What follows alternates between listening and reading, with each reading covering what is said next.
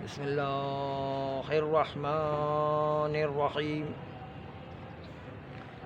الحمد لله رب العالمين، والصلاة والسلام على أشرف الأنبياء والمرسلين وآله الطيبين الطاهرين المعصومين المنتجبين، ولعنة الله على أعدائهم أجمعين من الآن إلى قيام يوم الدين. بسم الله الرحمن الرحيم. كتب عليكم الصيام كما كتب على الذين من قبلكم لعلكم تتقون. صلوات.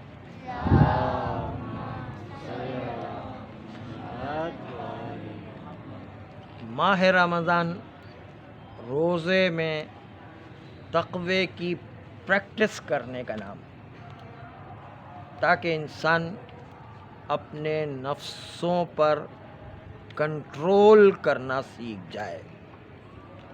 جب ماہ رمضان میں حلال کھانے پینے کی چیزوں میں اللہ کی خاطر انسان کھانا پینا چھوڑ دیتا ہے تو اس کی پریکٹس ہو جائے کہ پھر ساری زندگی حرام سے بچتا رہے خدا کی خاطر. یہ ہوتی ہے پریکٹس. حلال سے پریکٹس کرواتے ہیں پروردگار عالم تاکہ حرام سے بچنے کی انسان میں عادت اور تقوی پیدا ہو جائے.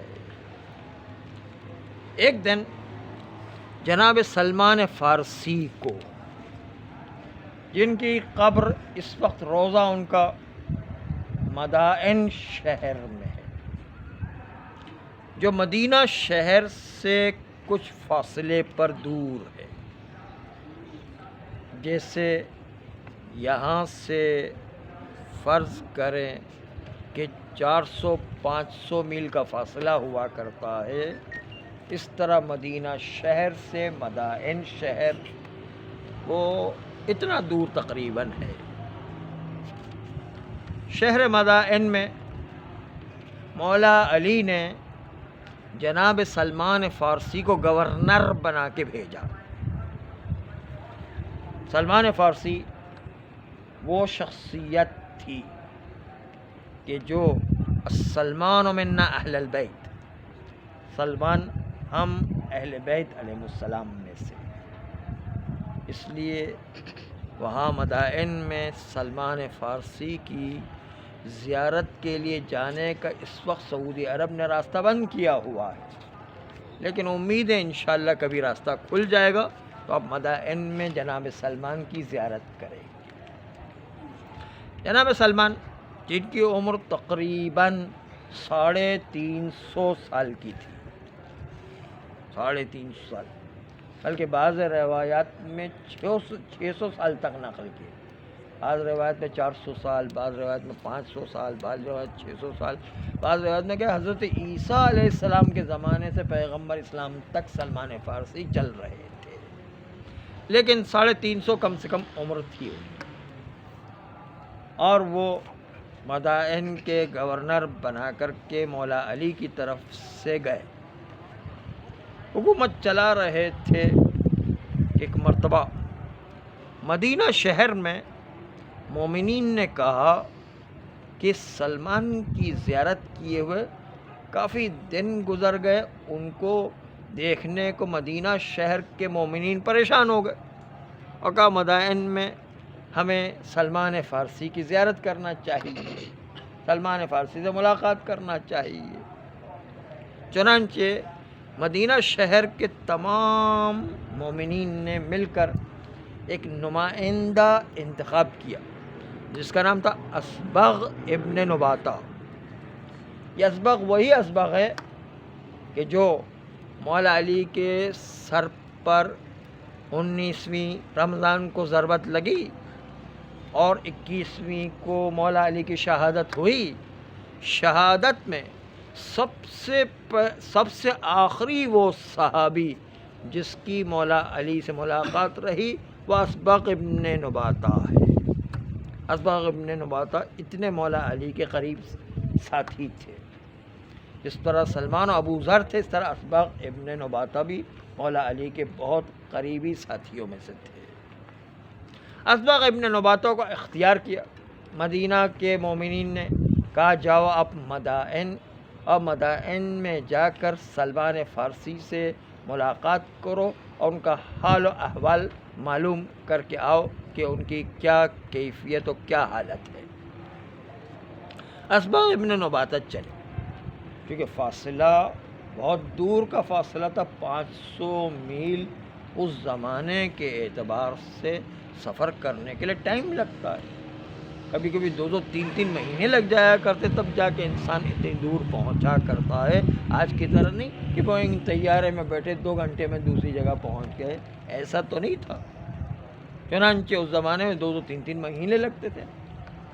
اسبغ ابن نباتہ پہنچے مدائن، اور مدائن میں جانے کے بعد سلمان فارسی کا گھر پوچھا کہ کہاں پر ہے. مدائن کے گورنر تھے لیکن بہت سادہ زندگی گزارا کرتے، سمجھ لیں کہ جھوپڑی میں رہا کرتے. آج کا گورنر کیا جھوپڑی میں رہے گا؟ لیکن مدائن کے اندر گورنر ہونے کے باوجود مولا علی کے عادل گورنر تھے، اس لیے اپنے لیے کچھ نہیں بنا کے رکھا، جھوپڑی جیسے مکان میں رہا کرتے تھے سلمان فارسی. نہ اسبغ ابن نباتہ سلمان فارسی کے گھر پر پہنچے، دروازے کو دستک دی تو ایک مرتبہ اندر سے سلمان کی آواز آئی کہ اسبغ دروازہ کھلا ہے، اندر آ جاؤ. تو اسبغ کے دل پر بڑی چوٹ لگی کہ میں اتنی دور سے مدینہ سے چل کر کے 500 میل طے کر کے سلمان سے صرف ملاقات کے لیے آیا. سلمان کی اتنی بھی توفیق نہیں ہوئی کہ وہ آ کر کے دروازے پر مجھے ریسیو کرے اور جو ہے آ کر کے دروازہ کھولے. دور سے ہی کہہ دیا کہ بھائی دروازہ کھلا ہوا، اندر آ جاؤ. پہلے تو دل پر بڑی چوٹ لگی، لیکن اسبغ نے اندر جا کے دیکھا تو سمجھ میں آیا کہ سلمان کیوں دور سے بلا رہا ہے. جب اندر گئے تو پتہ چلا سلمان بستر پر انتہائی شدید بیمار اور اٹھنے کی طاقت نہیں ہے. اس لیے انہوں نے دور سے یہ آواز دی کہ اسبغ دروازہ کھلا ہوا ہے، اندر تشریف لے آئے. اسبغ کو تسلی ہوئی کہ واقعاً جو ہے وہ سلمان کا کوئی قصور نہیں. چنانچہ سلمان کے پاس پہنچے اور پہنچنے کے بعد دیکھا کہ سلمان انتہائی بیمار ہونے کے ساتھ ساتھ بہت کمزور ہو گئے، حتیٰ ٹوائلٹ اور پیشاب کے لیے جانا بھی بڑا مشکل ہو گیا ہے. لیکن سلمان نے اسبغ ابن نباتہ سے ایک خواہش کی اور کہا اسبغ میری ایک خواہش ہے، کیا تم اس کو پورا کرو گے؟ مجھے تم سے ایک کام ہے، کیا تم اس کو پورا کرو گے؟ اسبغ نے کہا ارے دل و جان سے جو ہے ہم آپ کی خواہش کو پورا کریں گے، جو کام کہو اس کو انجام دیں گے. اسبغ سے سلمان نے کہا کہ اے اسبغ مجھے اس وقت قبرستان لے کر کے چلو. ایک مرتبہ اسبغ بھی گھبرا گئے کہ بھائی اتنے بیمار ہو کہ تمہیں جو ہے ٹوائلٹ پیشاب تک پہنچانا مشکل ہے، تو قبرستان اس وقت جانا کون سا ضروری ہو گیا.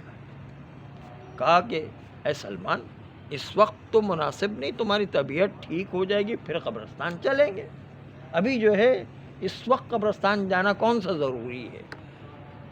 سلمان نے کہا نہیں، اسی وقت مجھے قبرستان جانا ہے اور بہت ضروری کام ہے، اسی لیے میں تمہیں کہہ رہا ہوں کہ مجھے قبرستان لے کر کے چلو. جب ایک آرڈر آ گیا سلمان کا، سلمان 350 سال کے اور اسبغ ایک نوجوان تھے، تو بڑے سلمان فارسی رسول اللہ کے صحابی کہلاتے، اگرچہ کہ مولا علی کے زمانے میں بھی تھے. لیکن مولا علی کے ساتھ ساتھ ہونے کے باوجود کہلاتے رسول اللہ کے ساتھی. اور اسبغ ابن نباتہ مولا علی کے صحابیوں میں سے شمار ہوتے ہیں. تو بہت نوجوان قسم کے آدمی تھے. تو دونوں کی عمروں میں بڑا فرق. سلمان کے جب حکم آ گیا کہ مجھے قبرستان کسی طریقے سے لے چلو، بہت ضروری کام ہے، تو اب تو جو ہے اسبغ سرنڈر ہو گئے اور کہا ٹھیک ہے، جیسے آپ کا حکم، جیسے آپ فرمائیں گے اسی طریقے سے کریں گے. چنانچہ اب اسبغ ابن نباتہ سلمان فارسی کو اس بیماری کی حالت میں دونوں کندھے پکڑ کر بڑی مشکل سے قبرستان پہنچاتے ہیں. اس زمانے میں کوئی گاڑی واڑی نہیں ہوا کرتی، وہی جو ہے عام سواری ہوا کرتی تھی یا پیدل جو چلنا ہوتا تھا، اس طریقے سے پہنچانا بھی ایسی بیماری کی حالت میں کتنا مشکل ہوا کرتا ہے. چنانچہ قبرستان پہنچے. قبرستان پہنچنے کے بعد ایک مرتبہ سلمان اور اسبغ دونوں قبرستان کے اندر داخل ہوئے. قبرستان میں داخل ہونے کے بعد ایک مرتبہ جس طرح آپ لوگ بھی قبرستان میں داخل ہو کر قبرستان کے مردوں کو سلام کرتے ہیں، السلام علی اہل القبور، اے قبروں کے جانے والو تم سب پر ہمارا سلام ہو. السلام اہل القبور جو ہے وہ آپ بھی قبرستان میں جا کر پہلی دعا تو یہی پڑھتے ہیں کہ قبر کے مردوں کو سلام کرتے ہیں. چنانچہ سلمان نے بھی السلام علی اہل القبور کہا. جیسے ہی کہا ایک مرتبہ قبرستان کے آخر سے آواز آئی، آخر سے، وعلیکم السلام یا سلمان. اسبغ تو گھبرا گئے، یہ کیا ہو رہا ہے؟ یہاں سے سلمان سلام بھیج رہے ہیں اور وہاں قبر سے سلام کا جواب آ رہا ہے اور سلمان کے نام سے جواب آ رہا ہے. یہ حیران و پریشان اسبغ بھی کہ یہ ہو کیا رہا ہے. قبرستان سے تو کبھی آواز نہیں آتی ہے، اگر کہیں آواز آ جائے تو ہم تو دم دبا کے بھاگیں گے اور جو ہے قبرستان کا نام بھی دور سے پیچھے سے مڑ کے بھی نہیں دیکھیں گے کہ کیا ہو رہا ہے. ایک مرتبہ قبرستان سے جب آواز آئی، آخری قبر سے جو ہے آواز آئی، تو ایک مرتبہ سلمان اس سے اسبغ نے کہا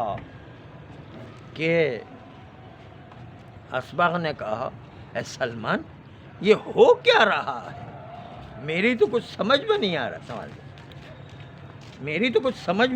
رہا، کہ یہ ہو کیا رہا.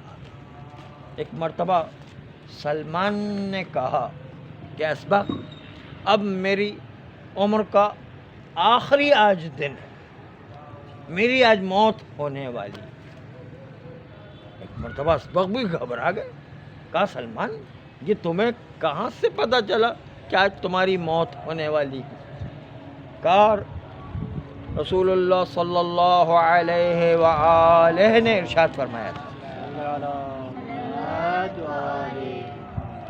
کہ ایک دن جب میں نے پیغمبر اسلام صلی اللہ علیہ وسلم سے پوچھا کہ یا رسول اللہ کیا مجھے اپنے مرنے کی ڈیٹ معلوم ہو سکتی ہے، مرنے کی تاریخ معلوم ہو سکتی ہے؟ تو پیغمبر اسلام نے سلمان کو کہا تھا کہ سلمان یہ موت کی تاریخ کا پتہ ہونا یہ خدائی راز ہے، اس لیے اس خدائی راز کو کسی کو نہیں بیان کیا جا سکتا ہے، اس لیے خدائی راز کو کسی کو بتایا نہیں جا سکتا ہے. لیکن اے سلمان تمہارا رتبہ چونکہ بہت بلند ہے، اس لیے میں آپ کو ایک کلو بتا دیتا ہوں، ایک اشارہ بتا دیتا ہوں، ایک نشانی بتا دیتا ہوں کہ کب تمہاری موت ہونے والی ہے. اس وقت پیغمبر اسلام نے سلمان سے کہا تھا کہ تمہاری موت اس وقت آئے گی کہ جب تم شہر سے دور ہوگے اور بیمار ہوگے، اور بیمار ہو کر جب قبرستان آؤ گے تو قبرستان آنے کے بعد جب تم اہل قبور پر سلام کرو گے تو قبر کا مردہ تمہیں سلام کا جواب دے گا. جس دن تمہیں قبر کا مردہ جواب دے سمجھ لو تمہاری اسی دن موت ہو. یہ جو ہے پیغمبر نے سلمان کو پہلے سے پیشن گوئی کے طور پر بتا دیا تھا. اسی طرح اسبغ ابن نباتہ نے بھی مولا علی سے آخری زمانے میں کیا نشانی ہوگی زمانے کے آخری زمانے کے امام کے ظہور کی، اس سلسلے میں کہا اسبغ ابن نباتہ نے مولا علی سے کہ کیا وہ تاریخ مجھے پتہ چل سکتی کہ آخری زمانے کا امام کس تاریخ کو ظاہر ہونے والا ہے؟ تو اس وقت مولا علی نے اسبغ ابن نباتہ سے کہا تھا کہ اسبغ، امام کے ظاہر ہونے کی تاریخ یہ اللہ کا ایک راز ہے، اس راز کو کسی کو نہیں بتایا جا سکتا ہے، لیکن میں کلو بتا دیتا ہوں، میں ایک جو ہے اشارہ تمہیں بتا دیتا ہوں، اور اشارہ بتانے کے بعد اسبغ ابن نباتہ سے مولا علی نے وہ آخری زمانے کی چند نشانیاں بیان کی۔ آخری زمانے کی جو نشانیاں بیان کی،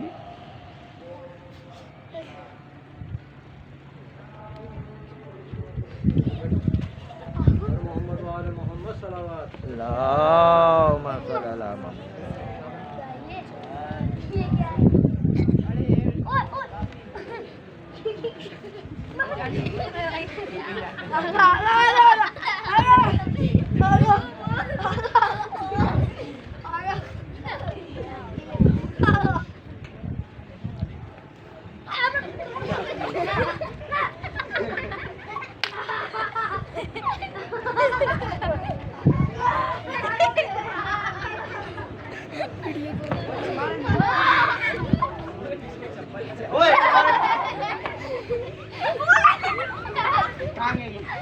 یہ ریکارڈ کرتے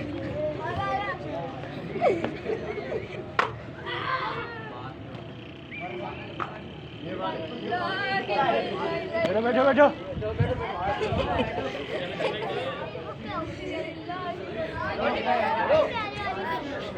موت کی ڈیٹ بھی ریکارڈ ہونا چاہیے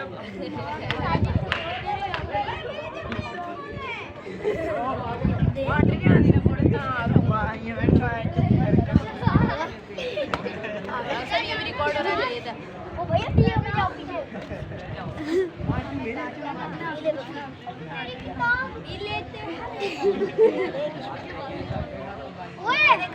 اس حالت کو دیکھ کر پتہ چلتا ہے،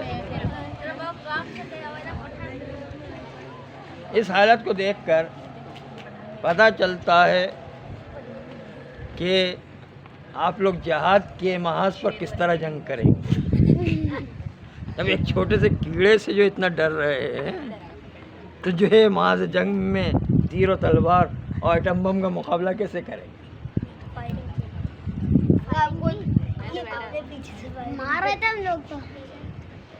اب جو ہے آپ لوگوں کو جہاد کی کیفیت پتہ چل گئی ہے۔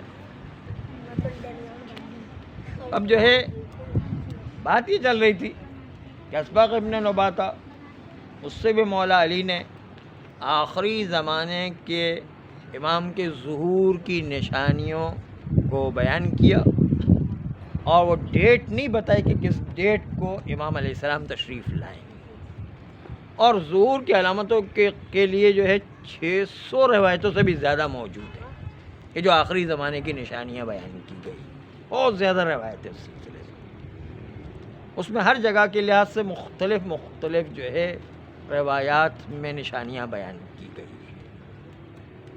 لیکن جب سلمان کو یہ بتایا گیا کہ تمہاری موت کا دن وہ ہے کہ جس دن قبرستان کا مردہ جواب دے گا، اس لیے مجھے پتہ چل گیا اسبغ کہ آج میری موت ہونے والے، رسول اللہ نے پہلے خبر دی تھی، اس لیے اے اسبغ ایسا کرو کہ مجھے اسی قبر میں سے جہاں سے جواب آیا ہے اسی کے پاس لے کر کے چلو۔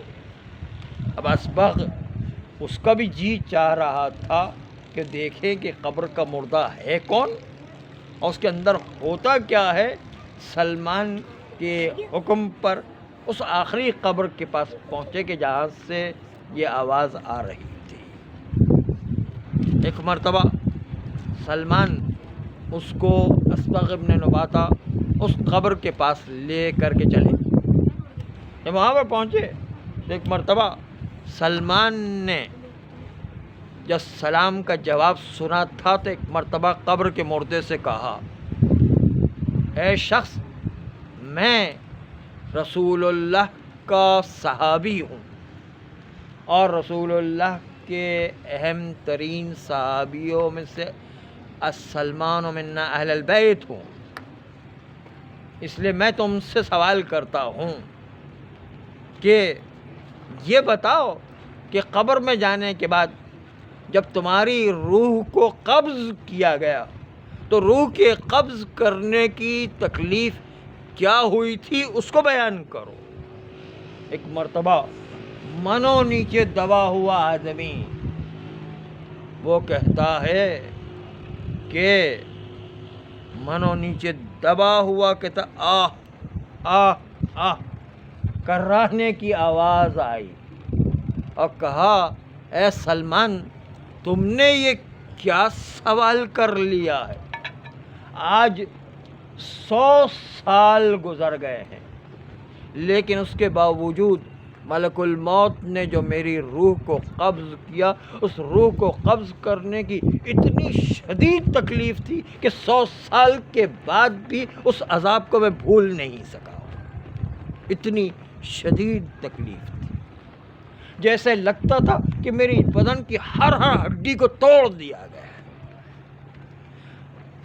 اور جو ہے ہڈی کو توڑنے کی کیا تکلیف ہو، اس سے 1000 گنا زیادہ تکلیف ہو.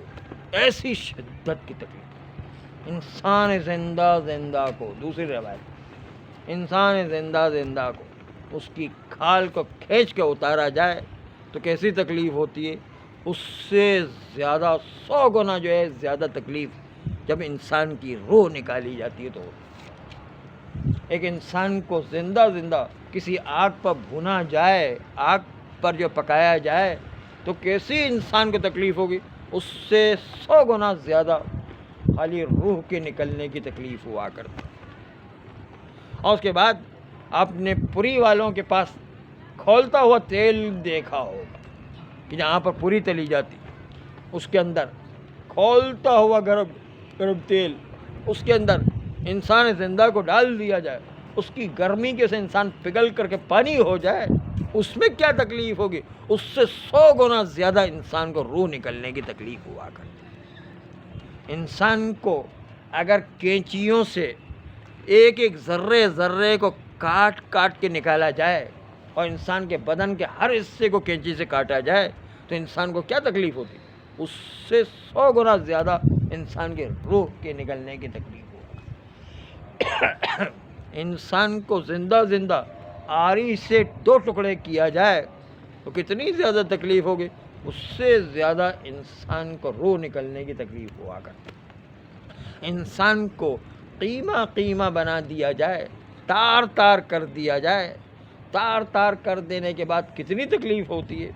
اس سے بھی 100 گنا زیادہ روح کے نکلنے کی تکلیف ہوا کرتی. انسان ٹوٹ کے رہ جاتا، انسان بکھر کر کے رہ جاتا. اتنی زیادہ شدت کی تکلیف کہ 100 سال کے بعد بھی میں اس تکلیف کو یاد کر رہا ہوں.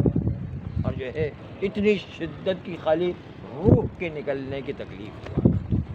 باقی اور قبر میں کیا فشار ہوگا، اور قبر کے اندر جانے کے بعد سب سے زیادہ انسان کو سب سے پہلے تو محبت اہل بیت کام آئے گی، پھر صدقہ کام آئے گا، پھر نماز وحشت کام آئے گی، پھر رجب کے آخری ہفتے میں کوئی ایک روزہ رکھنا، اور پھر جو ہے پیغمبر اسلام صلی اللہ علیہ وآلہ ان سے راوی نے پوچھا، یا رسول اللہ، یا معصوم سے پوچھا، یہ معصوم سے پوچھا کہ جو ہے آپ بتائیے کہ یہ روح کی نکالنے کی اتنی شدت کی تکلیف ہوتی ہے، اس سے کیسے بچا جائے؟ تو کہا ملک الموت کو اپنا دوست بنا لو. کہا رے ملک الموت کو تو دوست کیسے بناؤ، تو ایک ہی دفعہ آتا، روح قبض کر کے لے جاتا، پھر کیسے ملک الموت کو دوست ہوتا؟ کہا کہ اس کے لیے آسان ہے. ملک الموت کی 2 ڈیوٹی ہے. ایک رسمی ڈیوٹی کہ لوگوں کی روح کو قبض کرنا، اور دوسری ڈیوٹی غیر رسمی ڈیوٹی ہے کہ ملک الموت ہر نماز کے وقت سب کو پوری کائنات پر نگاہ کرتا ہے. جو شخص نماز وقت کے اوپر پڑھا کرتا ہے، خود بخود نہ ملک الموت کے اس نمازی کو دیکھنے کی وجہ سے خود بخود ملک الموت کے دل میں محبت پیدا ہو جاتی ہے اور وہ نمازی کا دوست بن جایا کرتا ہے. جب دوست بن جایا کرتا ہے تو ہر نمازی کی روح نکالتے وقت اس دوستی کا خیال کرتے ہوئے بڑے آرام سے روح نکالا کرتا ہے. اس لیے روح کی تکلیف کو کم کرنے کے لیے انسان نمازی ہونا چاہیے تاکہ انسان کی روح بآسانی کے ساتھ نکل سکے. پروردگار عالم ہم سب کو احکام دین پر عمل کرنے کی توفیق عطا فرمائے. ہمارے گناہان کبیرہ و صغیرہ کو معاف فرمائے. آئندہ بھی گناہوں سے بچنے کی توفیق عطا فرمائے. نسلاً بعد نسل ایسی اولاد عطا فرمائے جو روز قیامت تک امام زمانہ علیہ السلام کے سچے سپاہی قرار پائے. پروردگار حوزات علمیہ کی حفاظت فرمائے. مراج